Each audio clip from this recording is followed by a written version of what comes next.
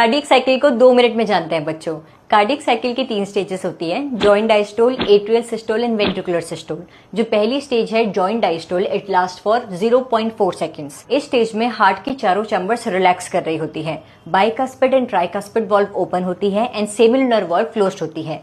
अब pulmonary vein से oxygenated blood left atrium पे आएगा, क्योंकि बाइकास्पिड वाल्व ओपन है तो लेफ्ट एट्रियम से ऑक्सीजनेटेड ब्लड लेफ्ट वेंट्रिकल पे आएगा। उसी तरीके से बॉडी ऑर्गन से डीऑक्सीजनेटेड ब्लड राइट एट्रियम पे आएगा, क्योंकि ट्राइकास्पिड वाल्व ओपन है तो राइट एट्रियम से डीऑक्सीजनेटेड ब्लड राइट वेंट्रिकल्स पे जाएगा। इस स्टेज को कहते हैं जॉइंट डायस्टोल, जब हार्ट की चारों चैम्बर्स रिलैक्स स्टेट में है और इस रिलैक्स स्टेट में रहते हुए ही वेंट्रिकल्स की फिलिंग हो रही है। अब आता है एट्रियल सिस्टोल। एट्रिया में मौजूद cyano atrial node impulse generate करता है। जैसे ये इंपल्सेस एट्रिया में डिस्ट्रीब्यूट होती है, एट्रिया कॉन्ट्रैक्ट करने लगता है और कॉन्ट्रैक्शन की वजह से जो ब्लड एट्रिया से वेंट्रिकल्स में फ्लो कर रहा था उसकी स्पीड 30% बढ़ जाती है।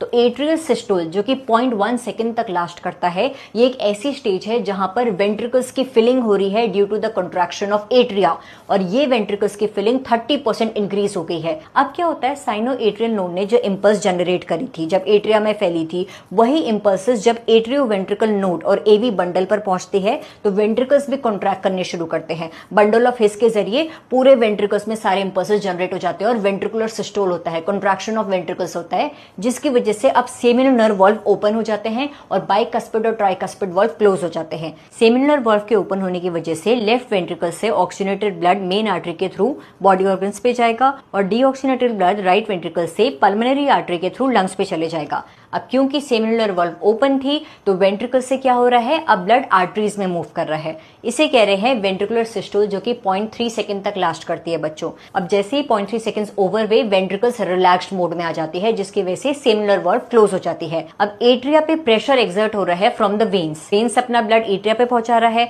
अब एट्रिया का प्रेशर इंक्रीज हो रहा है, जिसकी वजह से बाइकास्पिड और ट्राइकास्पिड वाल्व वापस से ओपन हो जाएगी।